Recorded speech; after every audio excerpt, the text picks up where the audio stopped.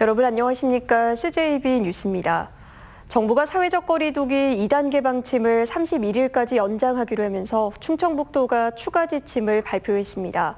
카페에선 제한적으로 내부 취식이 가능해졌고 종교 활동은 좌석수 20% 내에서 대면이 가능해졌습니다. 한편 도내 코로나19 확진자는 산발적으로 발생했는데 증평에선 처음으로 사망자가 나오기도 했습니다. 김기수 기자입니다. 증평에선 처음으로 코로나19 확진 판정을 받은 60대가 숨졌습니다. 도내 39번째 코로나 사망자로 지난달 15일 양성 판정을 받은 뒤 충북대병원에서 치료를 받아왔습니다. 숨진 60대는 치매와 뇌경색 등 만성질환이 있던 것으로 알려졌습니다. 추가 확진자는 청주를 중심으로 발생했습니다. 서울 확진자와 접촉한 30대 등 일가족 3명과 원주 확진자의 배우자인 50대가 코로나19 확진 판정을 받았습니다. 음성소망병원 전수검사에서도 1명이 추가됐고 증평에선 감염 경로를 알 수 없는 50대가 확진됐습니다. 산발적 감염이 지속되면서 충청북도는 정부의 거리두기 2단계 연장 방침에 맞춰 추가 지침을 발표했습니다. 기존과 마찬가지로 50인 이상 모임과 행사는 물론 전국 단위 행사에 도내 개최가 금지되고 2개 시군 이상이 참여하는 도단위 행사 금지를 권고했습니다. 포장과 배달만 허용하던 카페의 경우 2인 이상이 1시간 안으로 머무는 조건으로 매장 이용을 허용했습니다. 하지만 테이블 간 1m 간격을 두거나 가림막을 반드시 설치해야 합니다. 종교 활동은 좌석수 20% 이내로 참여 인원을 제한하고 사회복지시설과 요양병원 등 집단생활시설 종사자의 타시도 이동을 금지했습니다. 도내 코로나19 조기 종식을 위한 부득이한 조치로 이해하여 주시고 방역수칙 이행과 거리두기 동참에 적극 협조해 주시기를 부탁드립니다. 한편 유흥시설과 다중이용시설 등에 대한 영업 제한과 방역수칙은 기존과 동일하게 적용됩니다. CJB 뉴스 김기수입니다.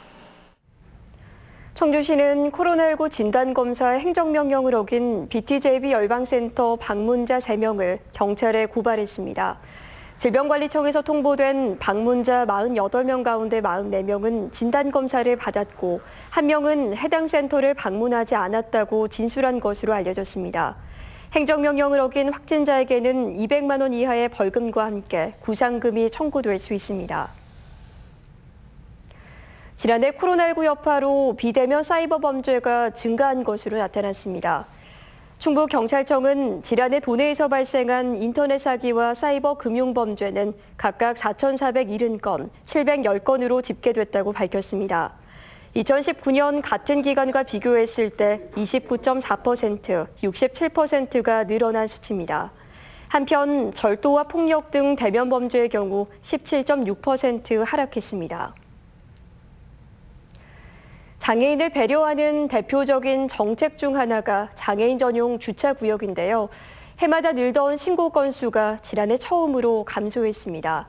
과태료 부과와 홍보 활동에 힘입은 결과인데요. 청주시는 한 발 더 나아가 알림 시스템 도입을 추진하고 있습니다. 조용건 기자입니다. 장애인 주차구역 위반 행위를 했을 때는 무거운 과태료 처분을 받습니다. 주차 방해는 50만 원, 장애인증 위조와 대여 행위는 200만 원의 과태료가 부과됩니다. 강력한 처벌에 힘입어 지난해 장애인 주차구역 위반 신고 건수가 처음으로 감소했습니다. 2017년 1,800여 건에서 이듬해 13,500여 건, 2019년에는 14,100여 건으로 해마다 늘던 신고 건수가 지난해 11,300여 건으로 1년 전보다 19.3%나 줄었습니다. 청주시는 장애인들의 주차 권리 보장을 위해 전체 주차장 면적의 4% 이상을 장애인 주차구역으로 확보하도록 하고 있습니다. 전국 평균을 웃도는 수준입니다. 보행이 불편한 장애인들의 이동 편의와 그런 이동성을 확보해야 된다는 취지로 청주시는 한 발 더 나가 음성 안내 시스템 도입을 추진하고 있습니다. 바닥에 장애인 마크가 있는데도 이를 무시하고 주차하려는 차량에 경고 메시지를 보내는 장치입니다. 장애인 주차구역에 주차를 해서는 안 되겠다는 그 인식을 심어줄 수 있는 효과가 크다고 봅니다. 청주시는 지난해 삭감된 장애인 주차구역 알림 시스템 확충 예산을 올해 다시 요청할 계획입니다. CJB 뉴스 조용광입니다. 충청북도가 옥천 대청호 안터지구와 음성 원남저수지 일대 생태 관광 지역을 추진합니다. 대청호 안터지구는 멸종위기 2종인 수달과 살기 서식하고 원남저수지는 붉은 박쥐, 원앙 등 야생동물과 천연기념물이 서식하는 것으로 알려졌습니다. 생태 관광 지역으로 지정되면 환경부로부터 재정 지원 등 다양한 혜택을 받을 수 있는데 도내에선 지난 2014년 괴산호와 주변 산막이 갯길이 유일합니다. 오늘 오전 11시쯤 청주시 가경동의 한 모텔에서 불이 나 투숙객 등 100명이 대피하는 소동이 벌어졌습니다. 경찰과 소방당국은 실외기에서 불이 처음 시작된 것으로 보고 화재 원인을 조사하고 있습니다.